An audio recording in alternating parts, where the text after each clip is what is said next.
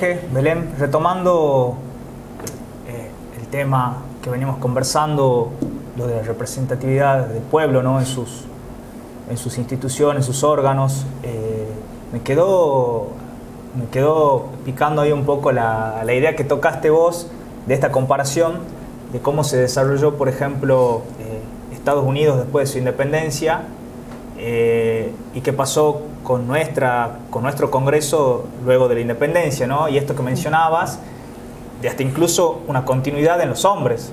En el caso de Estados Unidos, de Washington, Jefferson, Adams, y acá como que se diluyen Belgrano, San Martín, Monteagudo, los más jacobinos, digamos, en lo que era dar una independencia. Sí, la comparación creo que es buena hacerla, porque allá hay un respeto a las instituciones o al pensamiento del pueblo, que era el Parlamento, ¿no? Equivocado o no, hay un respeto. Bueno, acá no. Ponete los zapatos de Manuel Belgrano o ponete los zapatos del general José de San Martín. Han declarado la independencia con el Congreso que ellos mismos forjaron y promovieron para que se haga, pero no tuvimos una forma de gobierno, no hubo una constitución, hubo un parlamento, hubo soberanía, pero no hubo una forma de gobierno clara y específica. En razón de no pudo haber sido Belgrano igual que el Washington de gobernar. No ha podido ser el general José de San Martín gobernar su pueblo. No, hay un montón que no pudieron. ¿Por qué? Porque bueno, no estaba claro y la representatividad esta no se la tomaba como tal. ¿Por qué? Porque había otras personas que decían esos pueblos no pueden ser independientes, ya tenían un destino para nosotros, y eso no se quiere leer. Por eso es que no se va a ver claramente el acta de la independencia, que no por casualidad, ya lo dijimos, se perdió el original porque no debía existir el acta de la independencia, quedaron copias, pero en esas copias, en las párrafos, te habla de lo que es el manifiesto que decías vos, Belén. Bien, si vos les preguntas a 100 personas, qué opina de la expresión del manifiesto en el acta de la independencia, bueno, es como si fuera que le estás preguntando algo en chino mandarín.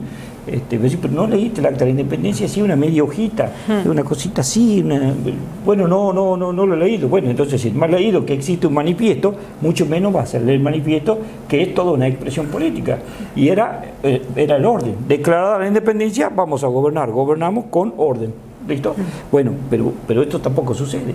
Ahora, nosotros leemos eso y claramente está qué es lo que queríamos. Y vos hiciste una comparación y dijiste, al día de hoy tiene vigencia. Y sí, ¿cómo no va a tener vigencia? Si ellos sabían qué país querían, qué patria querían, qué pueblo iban a llevar. Este es el punto.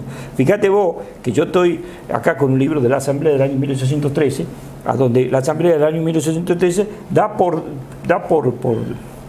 tira por tierra todo lo que era la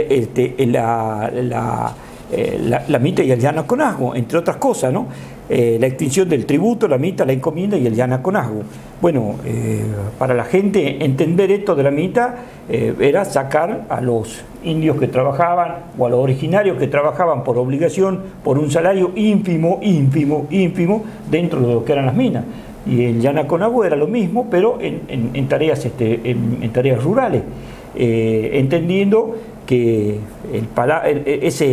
ese salario era para ciertos originarios, porque había otros originarios que eran unas cosas, no eran unas personas, eran unas cosas. Ahora, esta asamblea da por tirado todo esto, pero ¿por qué da por tirado esto? Porque estas cosas que eran estas personas, que la tomaban como tal antes, esta gente pensaba en el pueblo y pensaba en las personas, estas que le habían faltado el respeto por 300 años atrás. Bien, eso no puede existir. Eso no puede existir. ¿Por qué no puede existir? Y bueno, no puede existir porque nos enriquecimos con el trabajo o con la sangre de esos tipos, de esas personas. Sí, hay un entendimiento, me parece, de la Asamblea del 13 de ver en esto en la Mita, en el Yanacocha, las formas de dominación más violentas que no permitían, las formas de dominación más violentas que se ejercían contra el pueblo y que no permitían que ese pueblo pudiera constituirse en un pueblo políticamente hablando, digamos, porque dominado nadie puede pensar en política. Entonces yo creo que la Pero Asamblea... ¿cómo me voy a enriquecer yo? Por supuesto. Si yo necesito que ese hombre trabaje para mí y que únicamente, bueno, coma, porque necesito naturalmente que coma y tenga fuerza para que haga lo que deba hacer, pero no que piense. Es pasar de esto, de hombre, de cosa, a ciudadano, ¿no? Eso es lo que plantea la Asamblea del 13. Bien. Empecemos a tratarnos como ciudadanos. Bien, ellos son representantes de esos hombres. Bien, ¿y qué es lo que voltea o qué es lo que cae siempre? Y caen los representantes. ¿Y por qué hoy los medios de comunicación te hablan mal de los representantes? Porque nadie tiene que pensar por el pueblo. Tengo que decirte yo lo que debes hacer vos. Y vos calladamente tenés que hacerlo. Entonces la economía tiene que estar por sobre la felicidad tuya. Y la economía, bueno, la economía que existe en el mundo. En la economía que viene con esto. Y la felicidad es para unos pocos. No, es parte de la economía. Si estás adentro bien y si no, no. Del consumo. Bueno. Está la felicidad ahí. Del 13 al 16, me parece, esas medidas que eran súper revolucionarias en ese momento, al 16 cuando se escribe el manifiesto, está hablando de eso, ¿no? Como ya declarada la independencia, ya somos todos ciudadanos y sin embargo el territorio diezmado, el caos, las enemistades, habla de esto, de las personas de no poder ponerse de acuerdo entre ellas, de la ambición, de anteponer la pelea, digamos, ante cualquier punto de unión, y bueno, y te va haciendo como una cuestión ahí medio predictiva, digamos, de hacia dónde camina una sociedad así. Relacionémoslo. El general José de San Martín, que todos lo conocen, si ha sido en algo, ha sido grande y ha sido porque pensó un plan y qué sé yo, y ese plan lo termina desarrollando o termina haciendo con barcos y cruzando montañas, pero yendo siempre hacia el oeste, yendo hacia el Pacífico. En la bioceanalidad que tenía como patria, teníamos el Océano Atlántico y el Océano Pacífico, pero en sus hombres, los que más transitaban era el Pacífico, tanto así que hasta liberan hasta la parte de California, parte de México, hay un montón de lugares porque eran colonias españolas, y él tenía la orden de General San Martín de liberar todo lo que era de las coronas españolas. Por cierto, libera Perú y libera por el Pacífico, ¿no? Pero bueno, al día de hoy escuchamos a los políticos de la actualidad, de la Cámara de ahora, no sé cuándo se escucha este programa, pero si se escucha dentro de 100 años, estamos hablando del 2022, que todavía andan diciendo, busquemos una salida al Pacífico, busquemos para tener comercio con el Pacífico, pero bueno, hay otras políticas que te dicen, el pensamiento del Pacífico no es para ustedes. Entonces no podemos salir al Pacífico, y no podemos salir al Pacífico porque no se puede hablar con los países que hay hacia el oeste. Tenemos que siempre andar por el Atlántico, en un solo puerto o en dos puertos que tenemos, o tres puertos que tenemos ahora, pero casi siempre tuvimos un solo puerto. Eso es un punto. ¿Y querés que lo relacionamos con algo más? El tema de los parlamentarios, por decir esta cosa. Bueno, en la democracia empezamos a trabajar con el Mercosur. Pero cuando vino el Parlasur, inmediatamente hay que deshacer todo. El Parlasur era los mismos que pregonaba San Martín cuando hacer el Congreso en Tucumán. Pero era lo mismo que pregonaba Monteagudo con la Asamblea del 13. Pero también pregonaba lo mismo Bernabé con la Constitución del 20. Pero también pregonaba otra persona con lo que era el Parlamento Panamericano. Entonces, todo lo que era parlamento, todo lo que era representatividad del pueblo, eso no podía ser. Entonces debía bajarse, había que achicar eso. Había que matar ese pensamiento popular. Tenía que caer la representatividad, sobre todo, de los intereses del pueblo.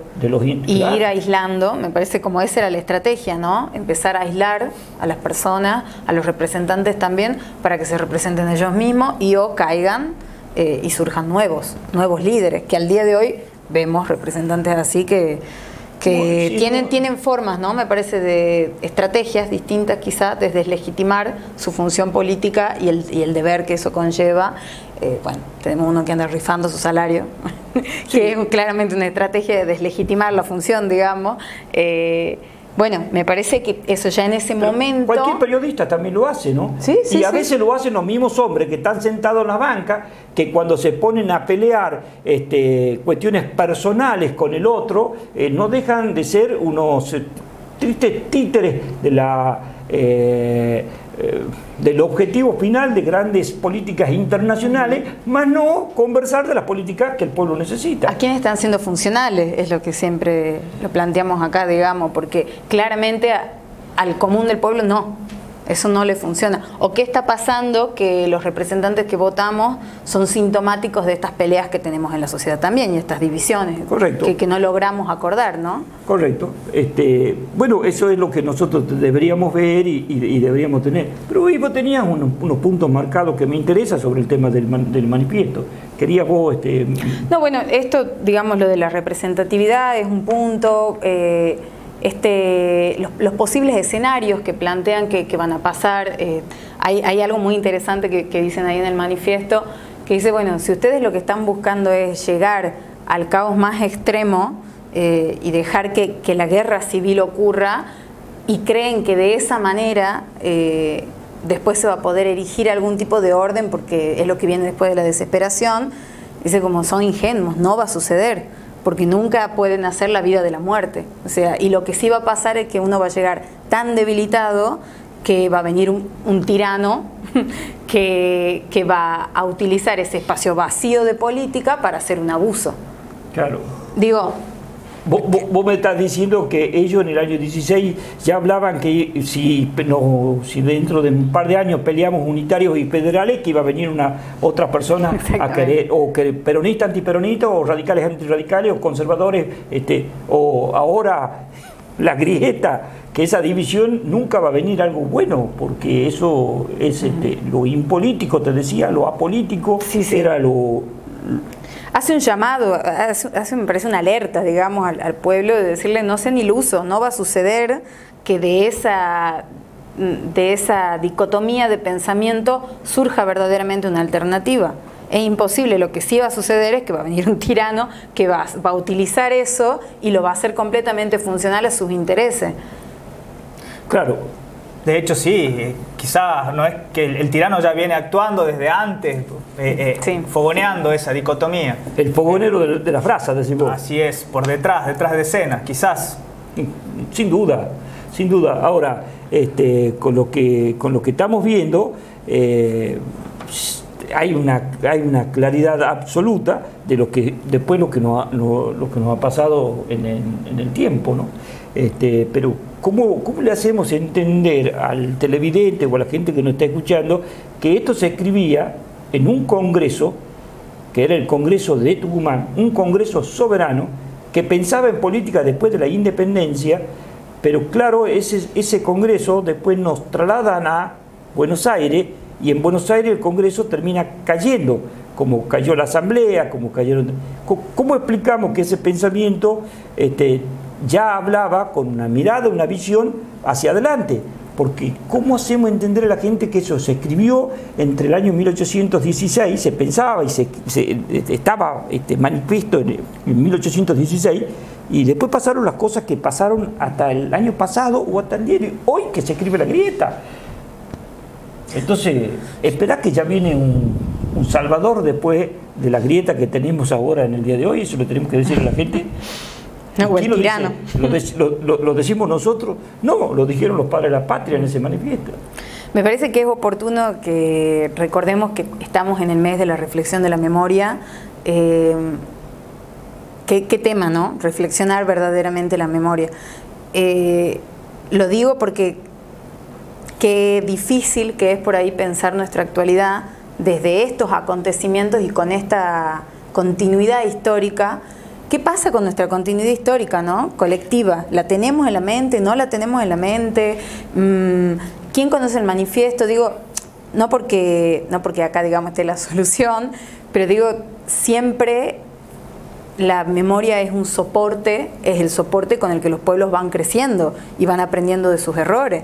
Entonces, bueno, de repente, si acá tenés todo un diagnóstico, digamos, de esa actualidad, y que lo podemos leer al día de hoy y que tiene una tremenda actualidad, digo, hay muchas cosas que quizás podríamos sacar de aquí, ¿no? Esa es la política y pensar la política. Y si pensar la política es la política para todos, ¿no? Y no tener representatividad para solamente una empresa o para solamente una persona. Si nosotros vemos continuidad de esto, nunca hubiera existido el 24 de marzo de 1976. Porque 24 de marzo es Congreso, es inicio de Congreso, es inicio de sesiones donde se crea soberanía. Pero como no se conoce o no se conoció, era fácil tocar el 24 de marzo. Y hoy tenemos como que hay que hacer memoria por el 24 de marzo del 76. Y no, hay que hacer memoria por el 24 de marzo de 1816. O mejor dicho, también esto de, para poder hacer una política para todos, necesitamos primero poder hacer una memoria. Tenemos que tener respeto a nuestros padres de la patria y decir con orgullo lo que somos y qué sentimos. Así que en los próximos momentos vamos a estar también tocando más de estos temas, porque estos temas son la identidad sudamericana. Loco y peligroso sería tener identidad fuerte y identidad sudamericana.